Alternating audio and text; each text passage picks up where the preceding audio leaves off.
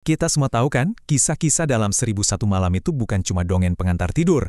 Nah, kali ini kita akan bedah satu cerita yang taruhannya itu hidup dan mati. Sebuah kisah di mana satu pilihan antara rasa syukur dan rasa curiga akan menentukan segalanya. Coba deh, bayangin posisi kalian jadi Raja Yunan. Ini dilema yang susah banget kan? Di satu sisi, ada orang yang baru aja menyelamatkan nyawa kalian.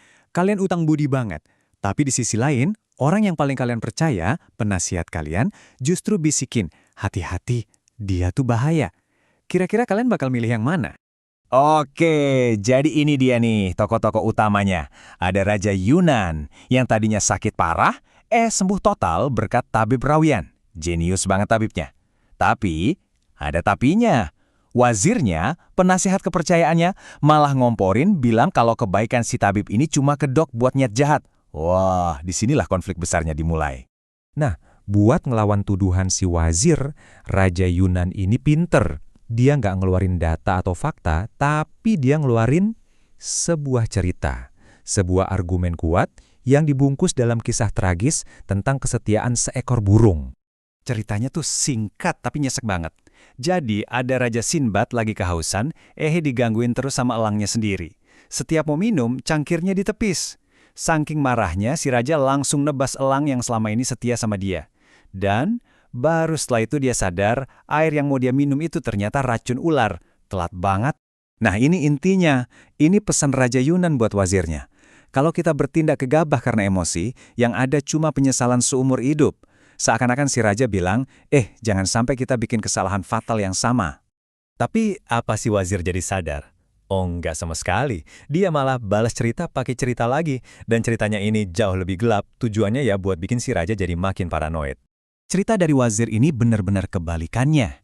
Di sini penampilan yang kelihatannya butuh pertolongan justru menyembunyikan niat paling mengerikan. Si pangeran ini hampir aja jadi santapan monster jahat cuma karena niat baiknya. Pesan moral dari si wazir ini jelas banget. Jangan gampang percaya sama penampilan luar.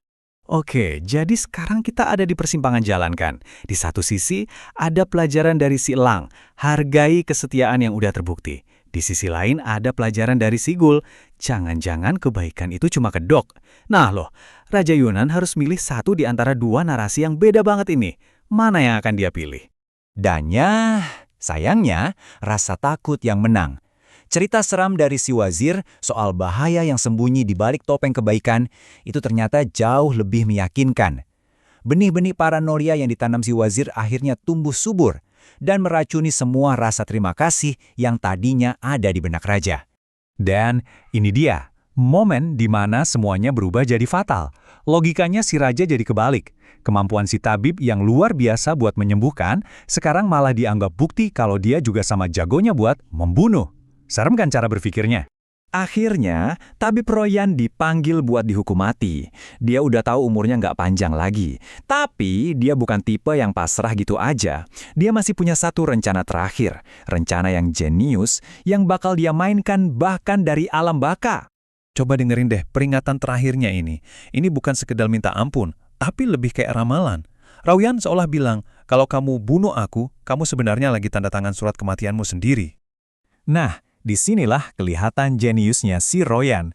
Dia pakai paranoia si raja buat jadi senjata.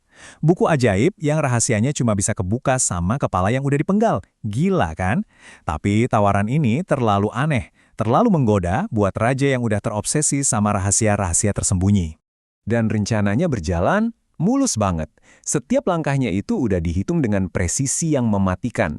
Halamannya sengaja dibuat lengket, jadi si raja terpaksa berulang-ulang melakukan satu hal.